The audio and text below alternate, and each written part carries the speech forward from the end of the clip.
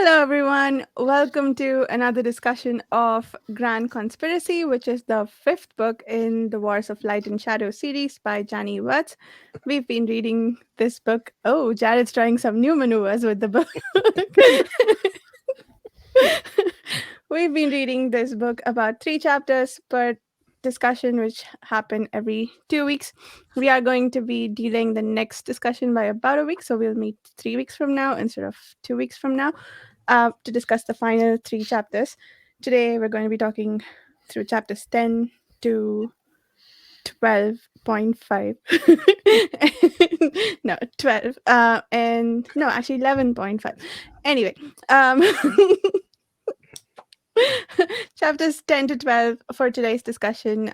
With me, I have the usual group of wonderful people to talk about this with. Chibi Po, could you start us off with introductions, please? Of course, I'm Chibi Po, a longtime fan of the series and Denny's work, and currently I am, glaring in disapproval of Varsha.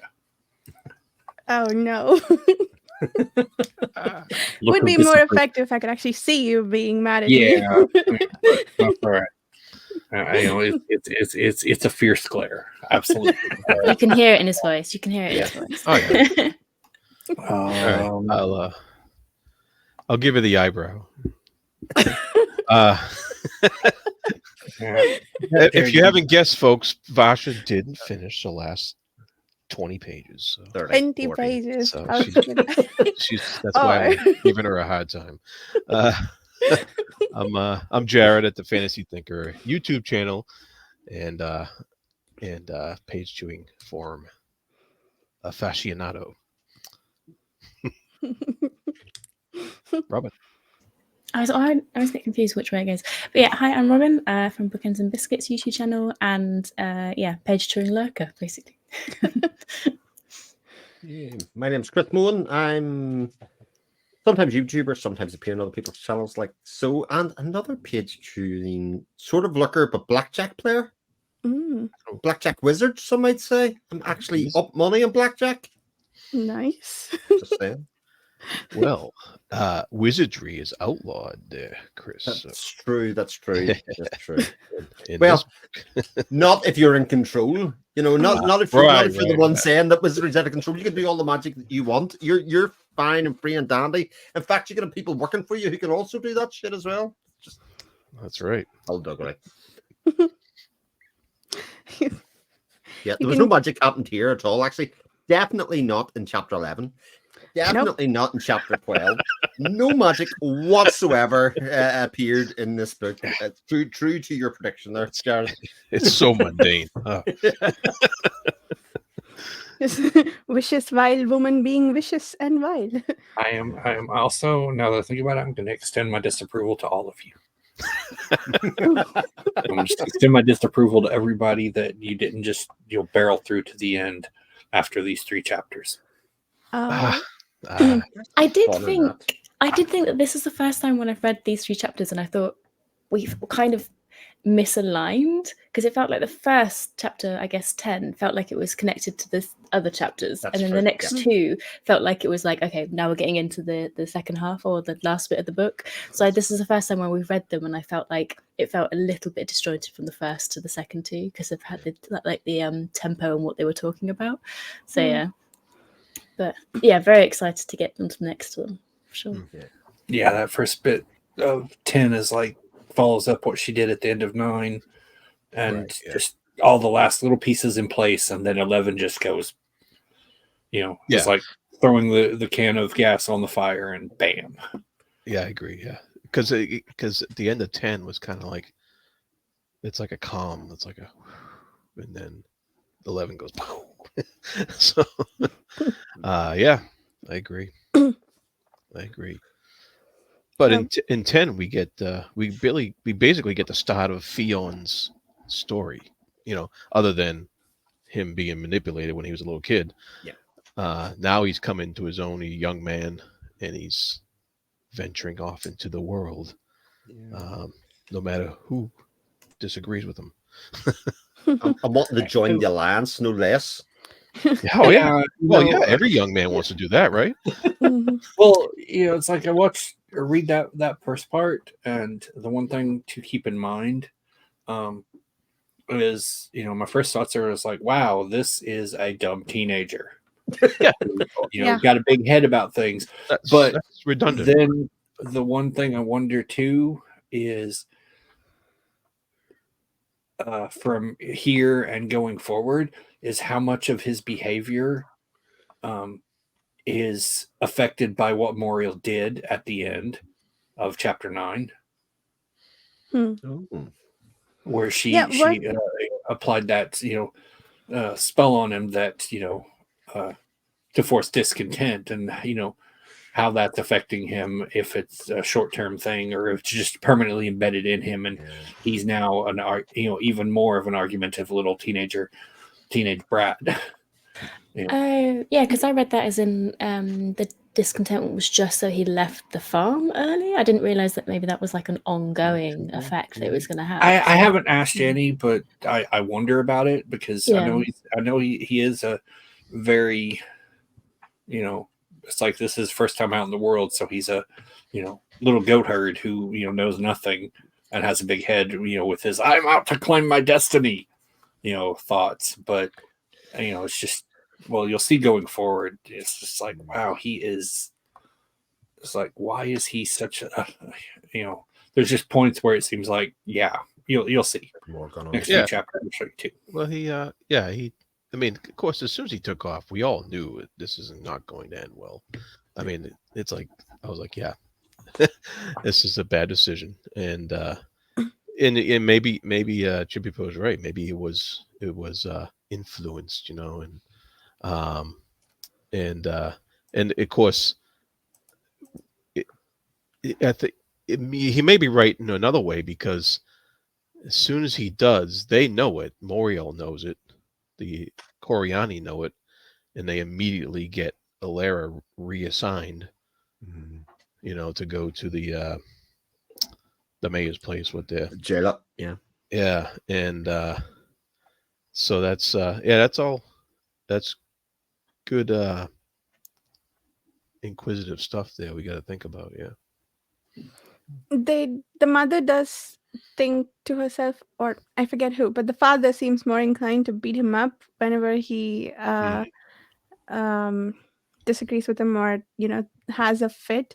So I don't know if that means that he's more inclined to have fits or like throw tantrums, or if the father's just reacting to his expressions.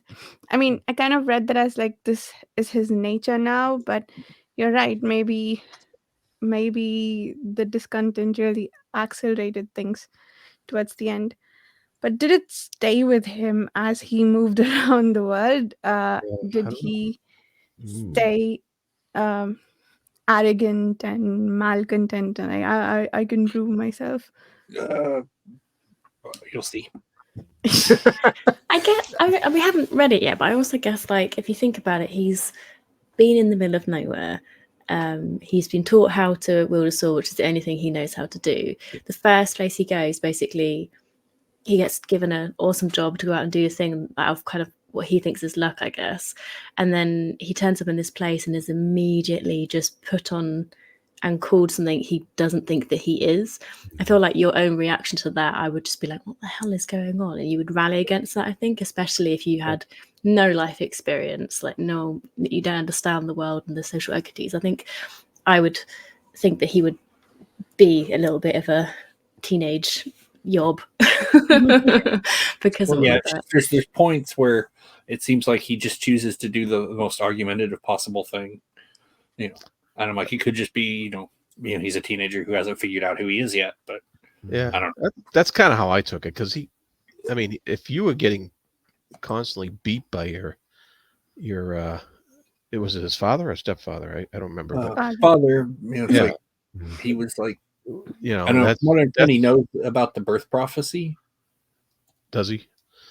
It seemed like, because he's like, I'm out to claim my destiny and blah blah blah. And so I think he had gained a little bit of a big head as a kid, from that. Yeah, well, he was taught the sword, but just having beatings like that would be enough of an impetus to take off anyway. So, maybe it's all a combination of both. No, I agree with you. Yeah, absolutely, you'd want to leave if you could, but also like presumably he remembers the whole. Or does he? You know when he got taken off and she did the whole spell to change what he looked like, and he had to give his. I know he was kind of asleep, but presumably he would have some sort of memory of that, maybe. Yeah. Or was it confirmed that they took that away? I don't know. Answer. Will be forthcoming. Oh, right. Okay. I shall wait. Plus, he also has the full emo look already, having Arathon's hair, dark hair, and disgusted look on his face at all times. So he's already most of the way there. Yeah. In terms of pissing people off just by looking at them. I should get a magic 8-ball for the next one. And then when someone asks a question and I can't answer it, I can just shake that camera on to hold it up.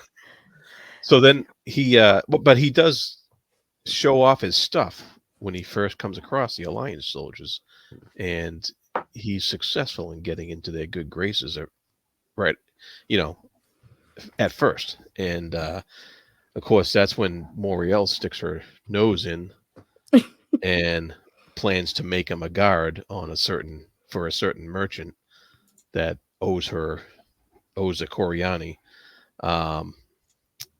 When that chapter was described, I was like, I am so sick of her. I want her to die. But what a roller coaster you went on. Oh yeah. I'm like, oh jeez.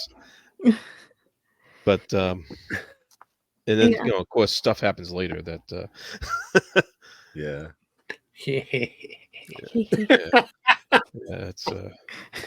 That's what I heard in my head. Yeah.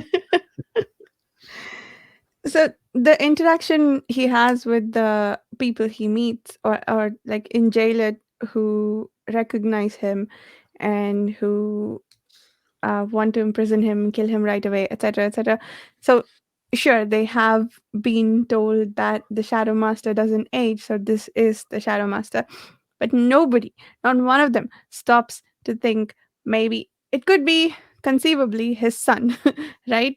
And nobody stops to think that maybe this is not the person. They're too busy being angry and hateful that to stop and think, which is interesting. I suppose I can see why they would behave like that, but also it's an interesting exploration of that kind of thought process. Mhm. I like what Ilera says about hate having no ears. Oh, I have that written down right in here. Yeah. I think it was an inspired choice that one of the first person who recognizes him as Erethan was a veteran of from the battle at the end of Warhost, and also from J-Lot. So he's both seen him, in person, or the real Arathon, and has the nightmares of PTSDing from everything that happened at the end of Warhost. So all he sees is the face. He's just like, he just sees that and he just immediately flips out. And then from there, I guess it's just mob mentality, isn't it? As soon as, I mean, only like 90% of them wouldn't have seen what Arathon looks like, so they're just taking it as writ that this person is saying that it is him. So it's complete mob mentality and just fear tactics from everything that Lysa's been putting out. And then one or two others, start. They're like, "Oh, look, that's him," and some others join in who'd seen it, and it just compounds from there. And then the mayor and whatnot, of course, are just from Haliron's parody of them, satire. They're just they're just like, all they see is this dude made a fool out of us. Rector City.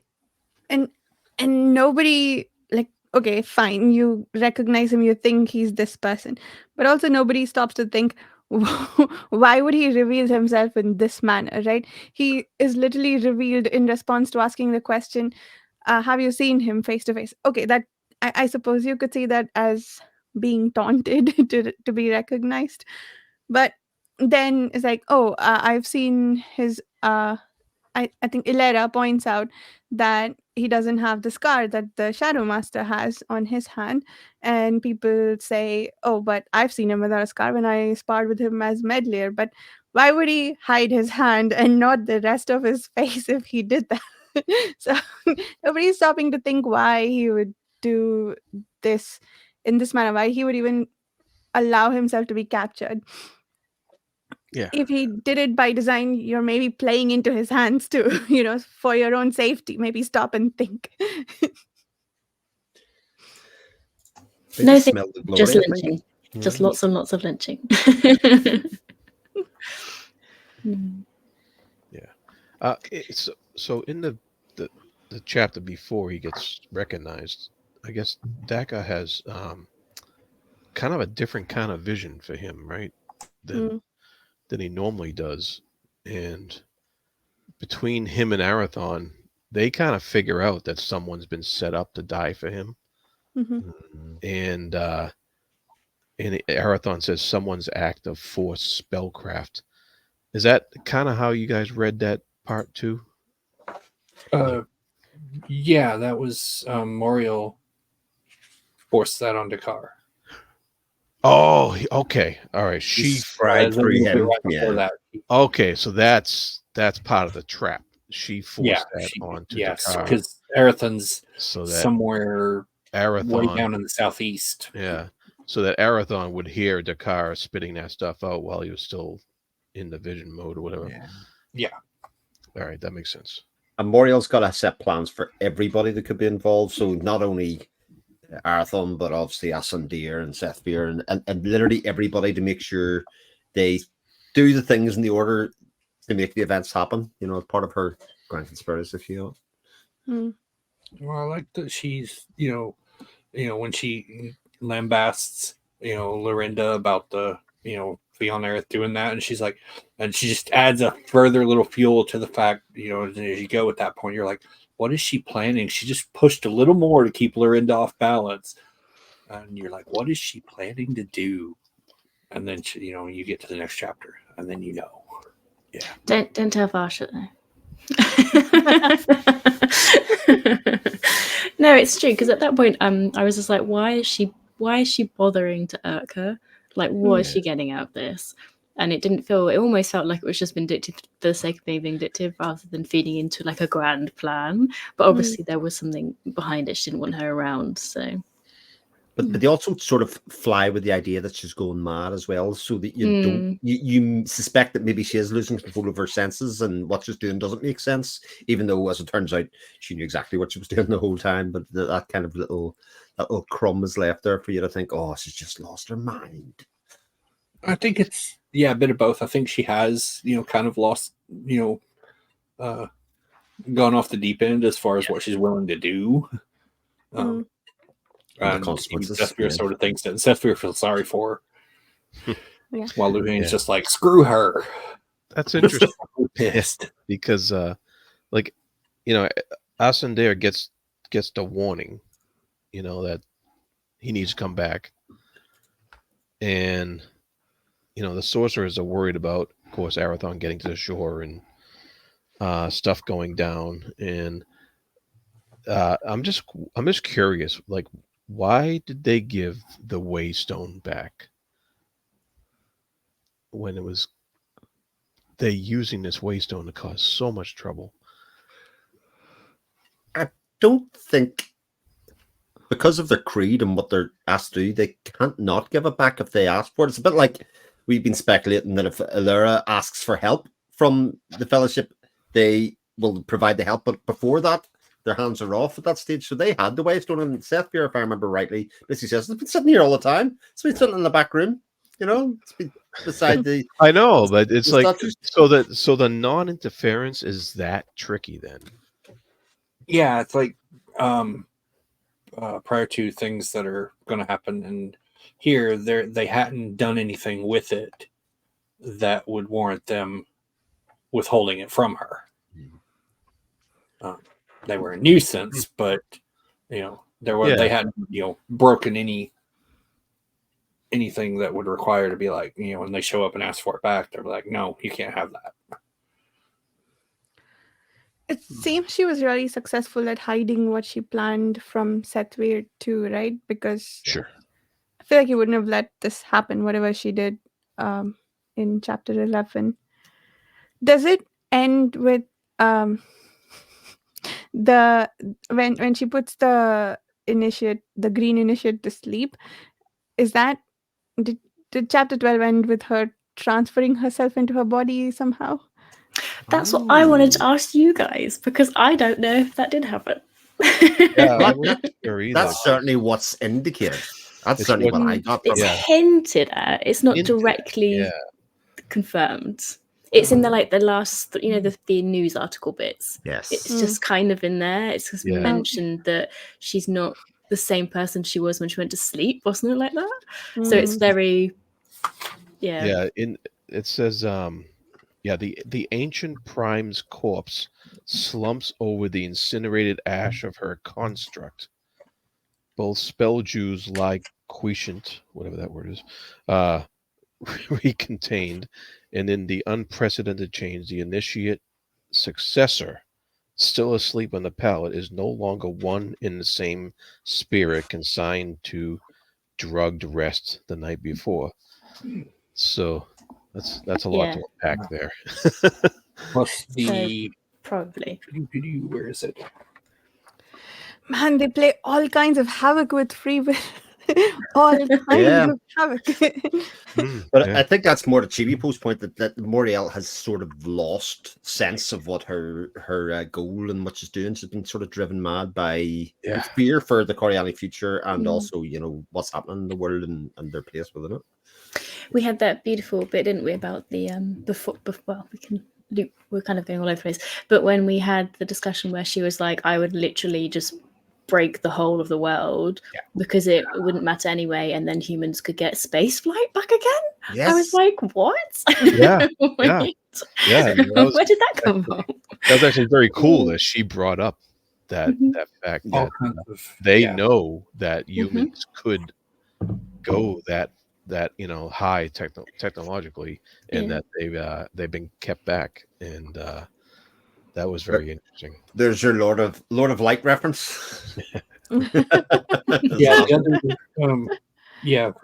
other bit was in page 42 here for me, but where Moriel's like, do you know how to call in and tie the life energies to a proxy? And then the Enchantress set down her crystal and it's like, and then she's like kind of looking over at Salidi and she's like, why are you asking me that? Oh yeah, a little disturbed now. I was asking that too. I was like, whoa. Do you think she's going to reveal that she's Moriel, or because she was the successor, she's the default prime now? And good question.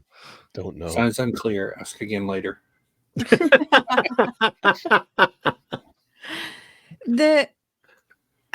really interesting how that scene was set up, because we have this whole section with Asandir sort of diffusing her ill will against him, and we see everything that's been eating away at her for centuries, and you develop this tiny bit of compassion for her along with Asandir. Immediately in the next scene, she's blowing the damn planet up. What? And with additional commentary there that planets are basically expendable resources that you can do with as you please. It very much drives home the Coriani's we're concerned about humanity, we don't care about this planet.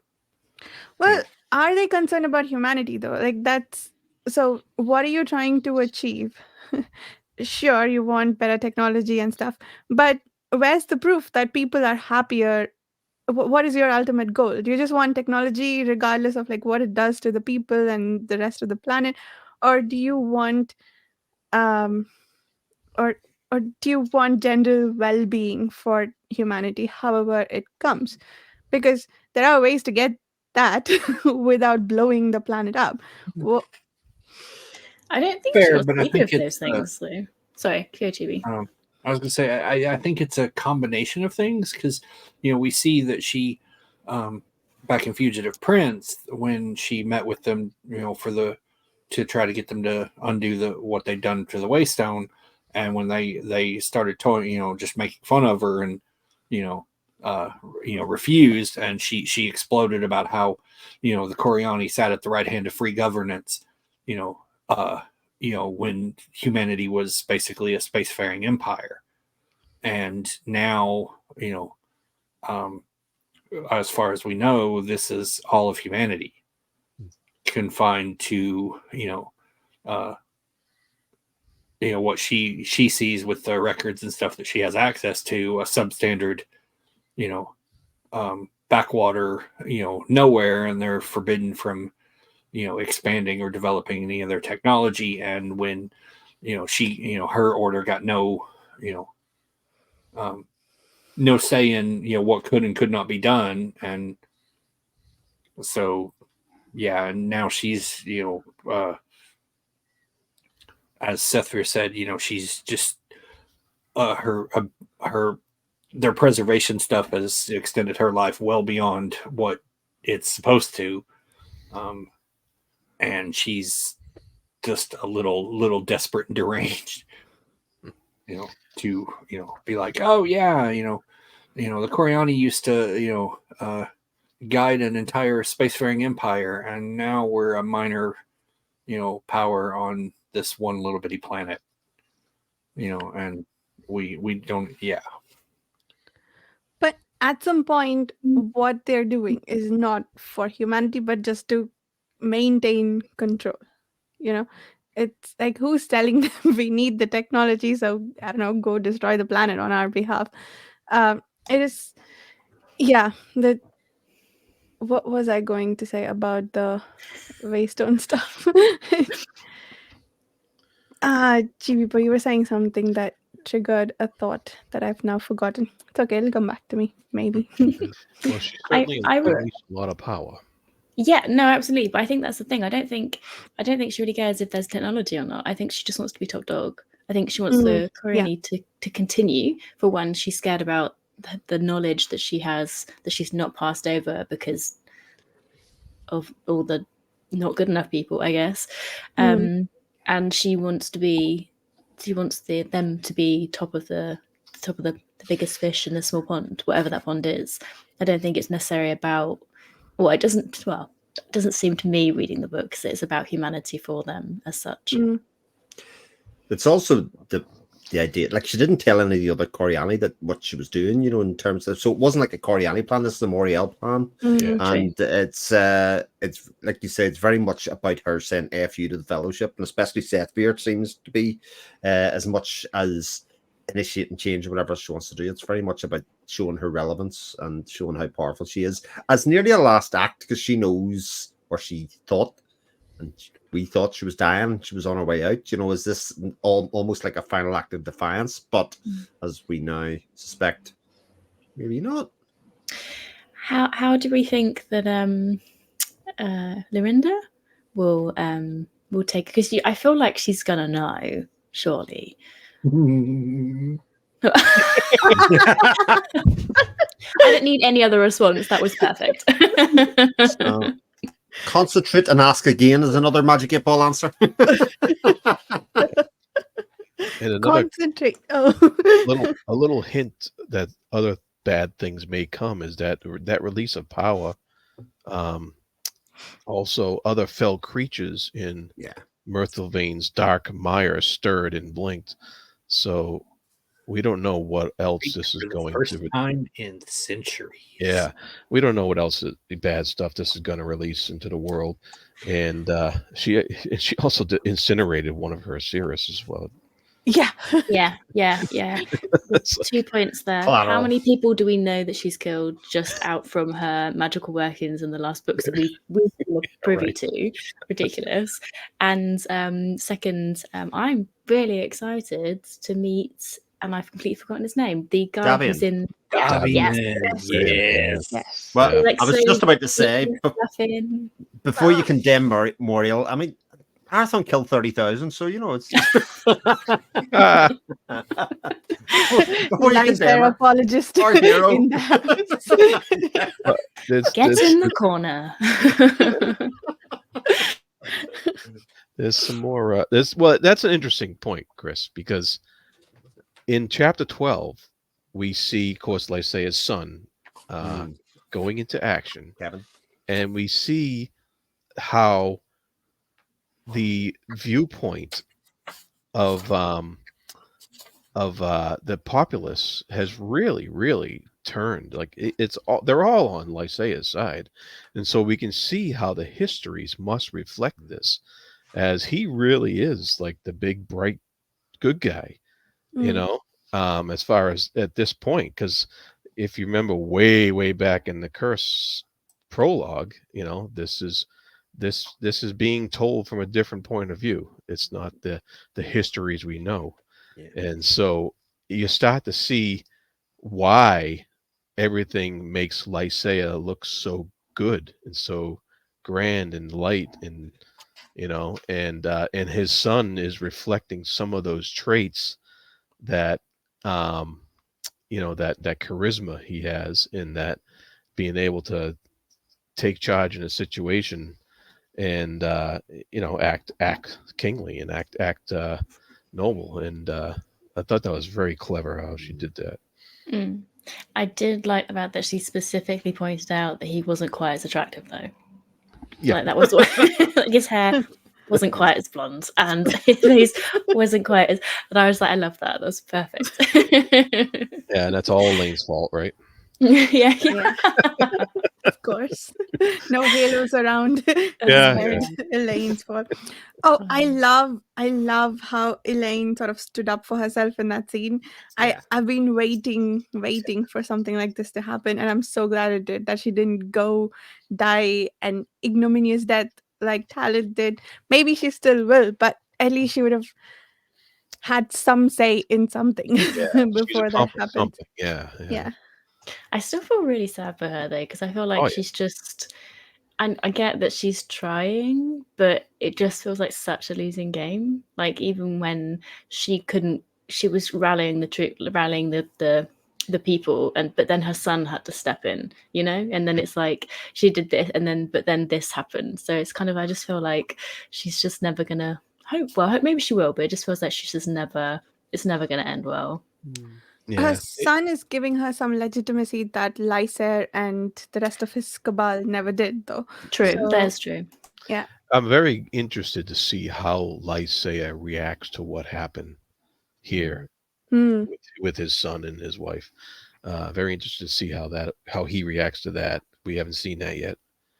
And what I didn't like was at the very end that slime ball of a priest came in and kind of took the credit. Took the credit for the he stood up on stage, and I was like, you of course. Well, does that mean because of the link between his high priest and Lysaea, does that mean he would have seen that? Like, he would have seen what was going on? I didn't know if that was. I'm sure the high priest told him. Eventually. Oh yeah, because it's more of a discussion thing, isn't it? Yeah, but I don't know. We don't know what Lysaea's direct reaction was yet. Yeah, no, absolutely. Yeah, I know we talked about this last time, but it seems to be a one-way thing, in that the priest can pick and choose what he reads from Lysaer, at least high-level emotions, kind of like with Ilera and Arathon. That's a good parallel. But also, the priest sends Lysaer's. He can cherry pick what he sends to Lysaer, right? Lysaer doesn't have free access, so maybe he can still present him with whatever version of events I don't he remember. chooses. Is that how it works? I'm not sure.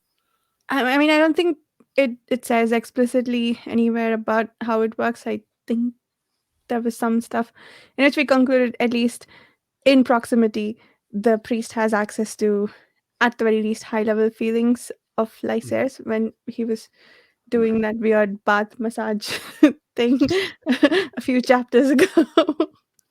Suddenly, it's not such a weird parallel.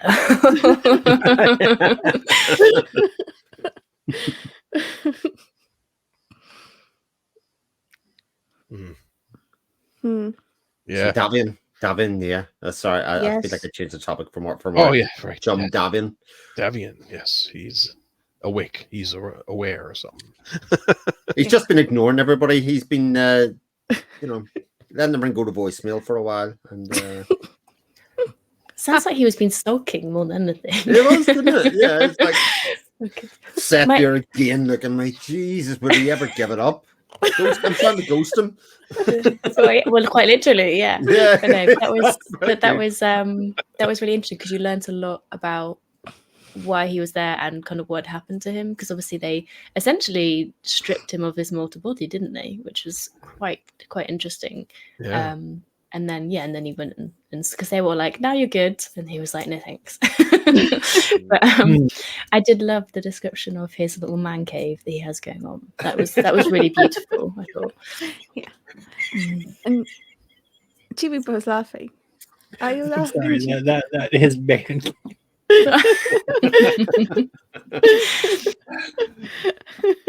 That was such a good merch Okay, idea, good, though. The conversation between Davian and Seth Bear, like a ghosting thing, that can definitely work into some Where's Light and Shadow merch. I claim credit for that one. Yeah. I wonder if there's a picture of that cave. I agree, Robin. There's some beautiful descriptions there, and also how she wrote about the fact that he was, I don't know about an artist, but some sort of builder, and he needs to do things with his hands, and now he lost his body, and he's like, no, I'm gonna try to do this anyway and build all these things. So yeah, I really liked that glimpse into his personality that we got there. Yeah, because we've been hearing about him for a while, Yeah. And it was good to get a look at it. Yeah. Mm-hmm. No, But he definitely. still didn't commit to do anything. He was just kind of like, oh, by the way, guys, I'm here. Hello.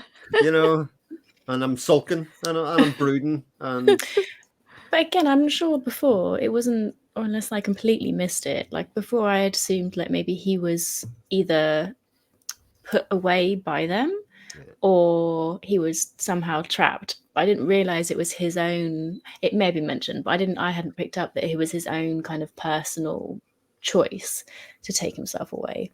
But yeah, and that was clarified, which is quite good.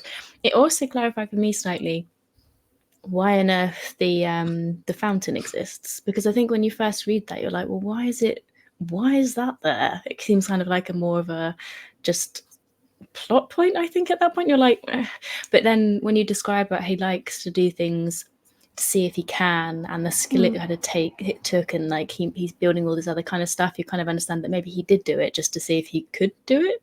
I think that was, again, like you said, into his psyche and personality. I think that makes a little bit more sense to me now. That's one lesson he did not bring from building nuclear weapons and destroying a previous planet. Just because you can doesn't mean that you should.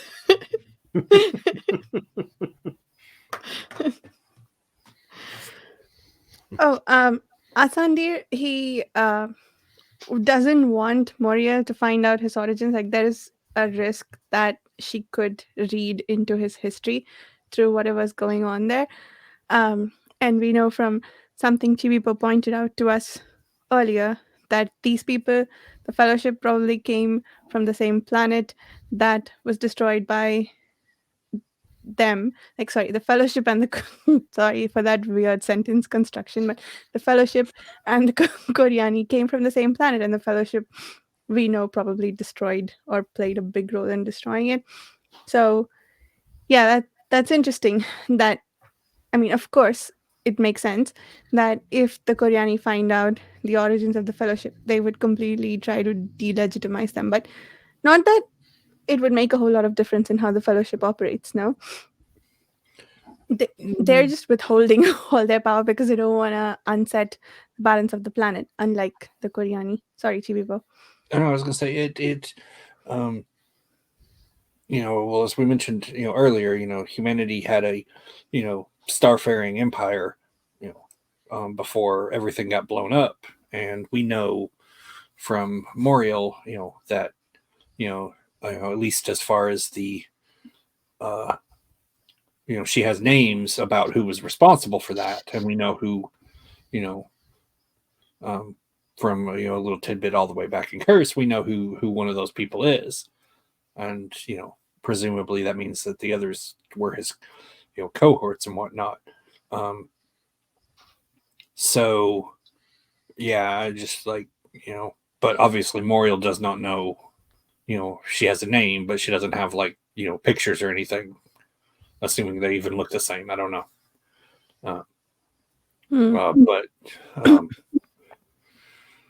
yeah, so if they suddenly start throwing that around, humanity's already enough of a pain right now, but humanity's like, oh my god, you killed all these people, and then all of a sudden you got humanity rushing to Althane Tower and laying siege to it or whatever the Coriani might try to provoke them to doing. Who knows? Yeah. JB. I know lots of things. I know that 2 + 2 = 4. Maybe. Sometimes I think it's 5. Right. Robin asked a question: are these books actually sci-fi in the private chat? But I was wondering that myself. Not they could in theory be sci-fi, but not just for the spaceships, but also I guess you could make an argument. It's a ridiculous, far-fetched argument, but a lot of the magic in the world is based on string theory and quantum mechanics, and these could, in theory, be valid interpretations. The I don't know how the math works, so don't come after me for that. But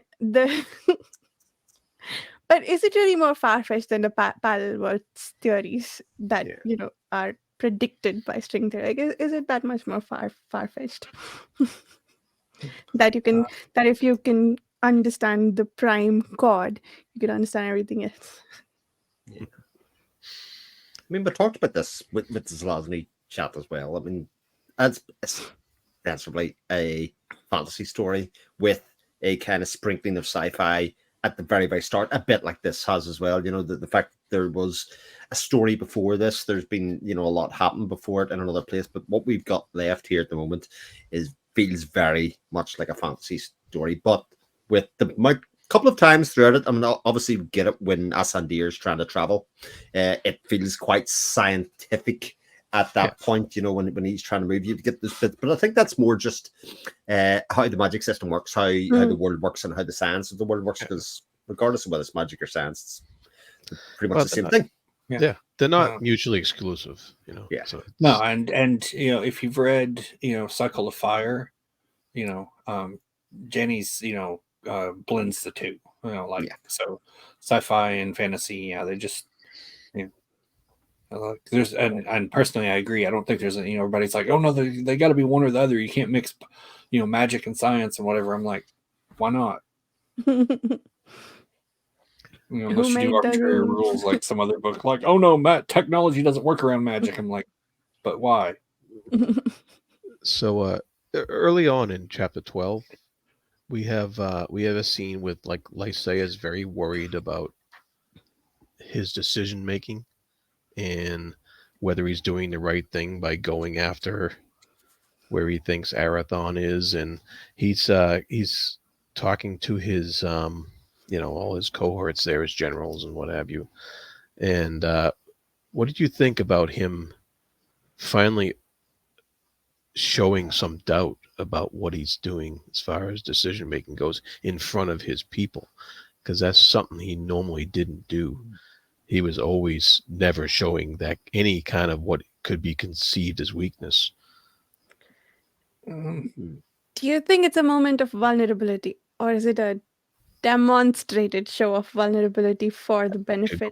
Well, to bear in mind, most of the people there, he was just in Sulfanevand and his little acolyte, Jeriash, all the rest of the soldiers, he was just so it was only in people who was close advisors, So it's not like he was like publicly. Yeah, but even in the past, he would never give away anything like that. I sort of attributed it to the thing that we're talking about earlier on. The fact that this could be Arathon, it seems unlikely that it could be Arathon. That it would just appear in plain sight like that. I'm sure to Lysair that feels that this doesn't feel right. Like, because he thought it would be. Lysair even said outright he thought it was going to be just a case of mistaken identity, which if he'd been able to control himself, at the sight of Fionn Aralth's face, he'd probably immediately realize, it's like, no, that's not him. It just looks like him, which really sucks, but for him. But it definitely sucks for him. But I thought it was discussed later that the problem he was having was it was a direct conflict between his like familial line of having to go basically protect the city, protect the people, be a regent and go and save whatever. I can't remember what the actual personality trait is off the top of my head. And the curse, because Arathon might be there, so therefore he has to go and investigate it because of the curse. So he's like stuck at this midpoint of like half of my personality is this and half is that, and that's why he was which way stuck. do I go? And we were seeing all this through Davian's little camera, fountain camera in his man cave. Oh right. And then that acolyte's like, the way exists to find out. Yeah, because he also sees the chanting crowd of zealots. He sees the victim. What did it say here? Run through the heart by a rusty billhook and pelted with screaming onlookers with offal and garbage. And I thought that was like the vision of Fionn getting run through with the billhook. No, I think there was someone, somewhere who, they're like, oh, it's somebody with dark hair, and the crowd just freaked out and. Oh, okay, that's what he was seeing then. Yeah, because Davian was seeing these visions, the first captured impression. Yeah. All right, because I was a little worried that was it, that the Fionn died right there and then. And end of the book. The Davian, visions. There's one little thing I want to, everybody keep their mind on, in the back of your head. So, when Jeriash, is like, the way exists to find out, right, to Lysair. And then further on in the visions that, Davian's looking at, you get one little reference to that, comes back to that, and Lysair emerges, from, a private meeting with the acolyte, and it remarks that he looks pale. And I'm like, what happened? Just keep that in your mind. It's such a small line that you might have missed it. So I did. That's what it was like, a little bitty line. The other thing I would like to do is reread the prophecy that was at his birth and the choices that she was going to get, because I think that's obviously going to have to tie in about where he goes and ends up. And I can't remember that, so I'm going to have to go back and reread it. Sort of feel like I need to read the previous 4 books again sometimes. Easy enough. I can read it for you right now. Oh, cool. Yeah. Well, part of it, the part that might be relevant here. Book, I think. Yeah, that's. It's not the whole thing, but one child, 4 possible fates, loop through the thread of his lifespan. He will grow to manhood. Should he die in fire, none suffers but he. Yours to choose when the time comes. Faradonley. I don't know if that's exactly how you pronounce it. I'd have to look it in the back, but.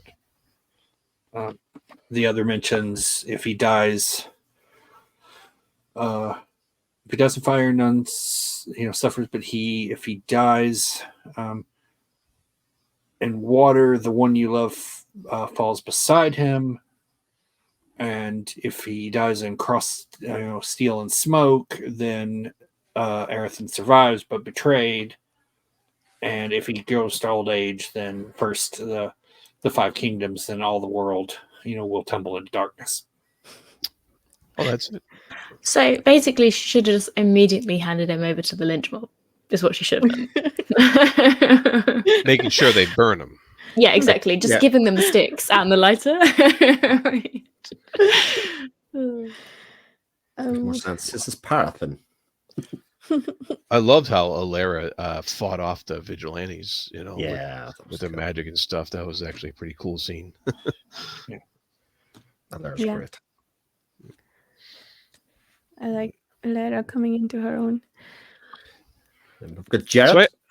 Jared, visions. I have a question. Yeah. So, like, we know Dakar has these visions, these prophecies sometimes, and we know a lot of the sorcerers or other people who use magic. They purposely have scrying and they try to do prophecy and stuff. But what actually causes prophecy for Jared? Is it just his connection to Arathon that they did that, that ritual way back in the first book? It's his bloodline, isn't it? Yeah. It's his family bloodline that causes those prophecies. Yeah. I'm kind of curious. His father before him too. Okay, right. So I'm kind of curious as to what the because we were speaking about science fiction earlier. What the actual what's behind the prophecy happening in a person, and why is that hereditary, and it's probably not explained yet, or if it's going to be. I'm sure it'll come up later. I'm curious as to what's behind all that, and I'm very interested to find out. Well, I think about the Dakar before he joined as a fellowship apprentice. He was born with that ability as well, so it wasn't something that came when he joined the fellowship. It was kind of part of him, but it is an interesting question for sure. Who has it and who hasn't? Because there's a lot of it. Even the ones that don't have it, scrying seems to be everywhere. It seems like nobody can do anything in the world without somebody else knowing about it. Oh yeah, something. Especially that was a thing that I thought was interesting too during the whole bit in chapter 11. As we've established over these books, there's a definite imbalance of power between the Seven and the Coriani, and then this chapter happens, and you're like, holy crap! But for the most part, we've established that Moriel doesn't have a really good means of tracking what they're doing, because their methods are she's gotten better with the Waystone, but mostly, Lane watches, track the flow of energy and see who, what sort of things deflect it by, strong emotional points. Right. But she can't just like scry in and see what's happening in Althane Tower. Yeah. But when Moriel does that thing, the Sirius's crystal, it remarks that she's got a clear, picture of what Sethvir is doing. As Moriel just like tries to blow up the world, the continent, and I'm like, how like desperate and frenzied was his emotions that the crystal could pierce through and see what was happening inside Althane, as he was trying to preserve all the grimoires and everything. And I'm like, wow, he had to be like panicking like mad. Yeah. The Waystone, it's apparently become malicious from long use. I did wonder whether it was used maliciously, that's why it's become malicious, or if the knowledge that it's protecting, I guess it's the only memory they have of all the proscribed knowledge of space flight and stuff, if that made the stone malicious, or if just using it on a regular basis, maybe it's against its will, like you have to take the Earth's permission before doing anything with it. Maybe because the stone is being just generally put to use without requesting permission to be used. Is that what's making it malicious? I think that's a very interesting aspect of that, of how the Koryani do magic, that their crystals become evil over time. Yeah, with them being it's a piezoelectric. I'm not sure if I'm pronouncing it, but they, preserve stuff stored within them, and so just over time it reflects the character, and she's used it so much. It's been used for who knows how long, and because it's got all these records in it that they can't get rid of. So there's all this stuff in there, and it just kind of gets ornery and twisted. And I think in one of the scenes where she's trying to wield it, it also remarks that like there may be spirits of prime successors who failed that are trapped inside it as well. Mm-hmm. Maybe, or just impressions of them. I don't know if they're actually trapped inside it or if it's just like an impression of them. Their last dying energy. Yeah, like, and failure. Impressions. So they might be like, we don't like what you're doing, but they're kind of she can just impose her will on them. So. Or they're just jealous that they didn't think to get a proxy like her. Yeah. Could be that too. Well, you have to learn to wield the Waystone first. So step 1 failed. I was also confused on that because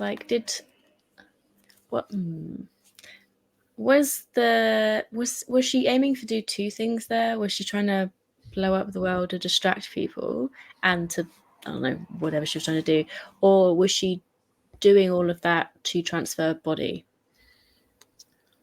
I didn't understand whether they were interlinked or 2 separate things. Maybe, yeah, because there was a lot of misdirection going on. I can tell you, but that'll okay. I'll tell you on the one thing. She was basically and if you've heard some of the other bits that Jenny's mentioned, she was basically trying to sunder the continent.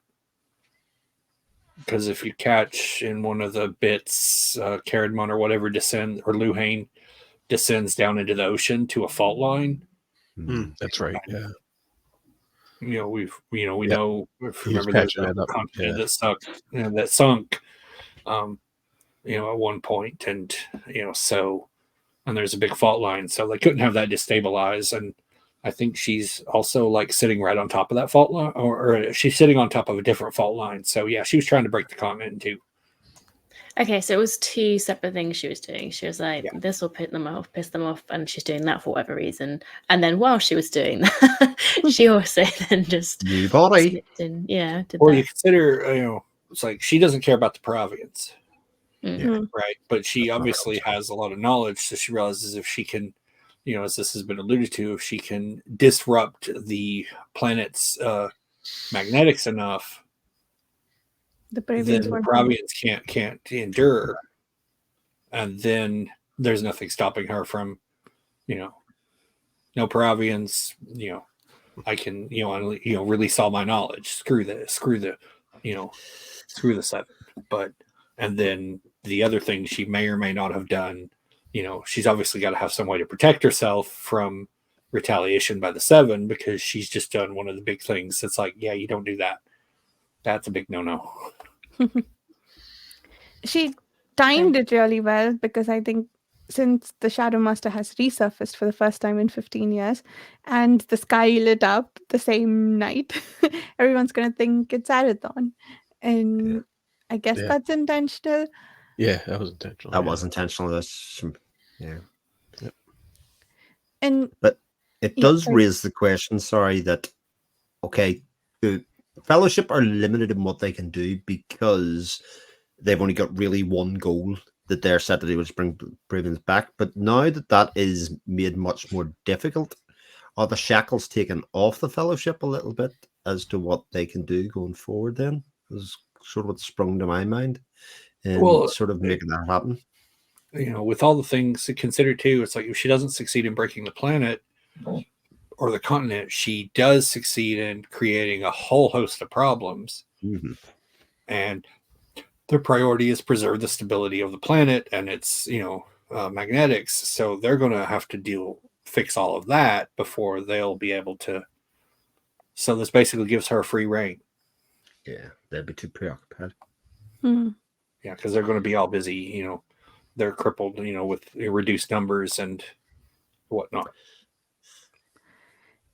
it does seem though like the Fellowship is significantly to blame, or maybe at least a little bit to blame for what has become of the Koreani order. I I don't know if they were always this antagonistic, but the Fellowship's attitude towards them is those spoiled children. But if they sort of their biggest problem is they don't include us in the decision making. So what if they did and talked them to their point of view instead of treating them like children who need to be curbed? Maybe they tried that in the past and it hasn't worked out for them. But right now, looking at their attitude towards them, it's just, yeah, maybe you should have involved them more if you didn't want this to happen. Vasha, are you a Koreani apologist? I guess I am. No, I definitely think that there's, as I said, especially with Moriel, there's been her extended life and how she's gotten desperate because she can't find a replacement and all, and Seth Fury remarks on it, has definitely twisted her and by extension the Koreani away from, yeah, she's definitely I think like her goals and the Koreani as a whole might not quite match up at this point. And so she's definitely gone off the deep end a little bit.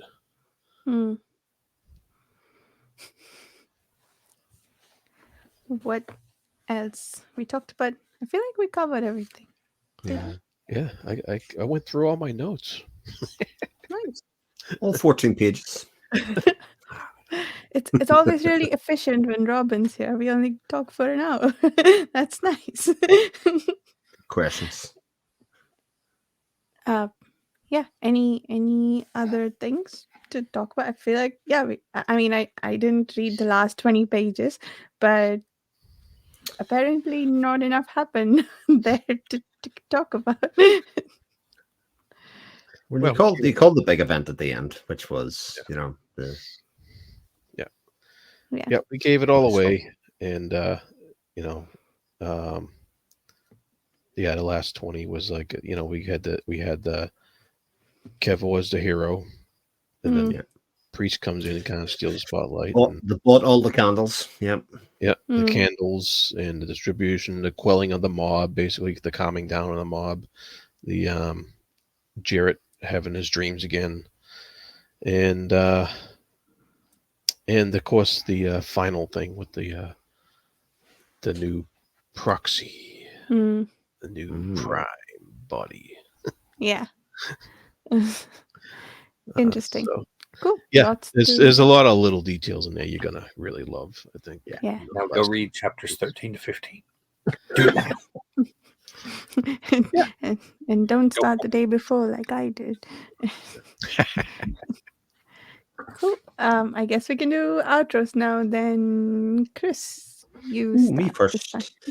Yes, my name is Chris Mullen, sometimes YouTuber. Have a new channel, which is just my name. Or you can find me in the PSGN forums or on the Speculative Speculations podcast. Oh, yeah. Robin. My name is Robin from Bookends and Biscuits YouTube channel, or lurking in the page forums, or listening to all of these guys' podcasts. I'm Jared. I'm the Fantasy Thinker YouTube channel, and in the Speculative Speculations podcast, and you can find on all the best platforms. Chippy Po. Hi, I'm Chippy Po, and a page doing person, and that's all. Page doing person. We gotta make a T-shirt of that. And I'm Vasha. Romantic little Edgar Allan Poe that is chewing on pages. There you go. Page chewing person. Yeah. You can find me on my YouTube channel, Reading by the Rainy Mountain, and in the Speculative Speculations podcast. The link to that is on the About page of said channel, and as of yesterday, we've also started releasing it on YouTube. Same channel, Reading by the Rainy Mountain. Check us out there. If you'd like to listen to sci-fi short story discussions and other novels, Meanwhile, we all hang out on the Patreon forum. If you'd like to join us for these discussions, we're meeting again in 3 weeks for the last 3 chapters. And yeah, or talk to us about the books on the forum if you are enjoying how they're going. Thank you so much for listening. We'll see you in a few weeks.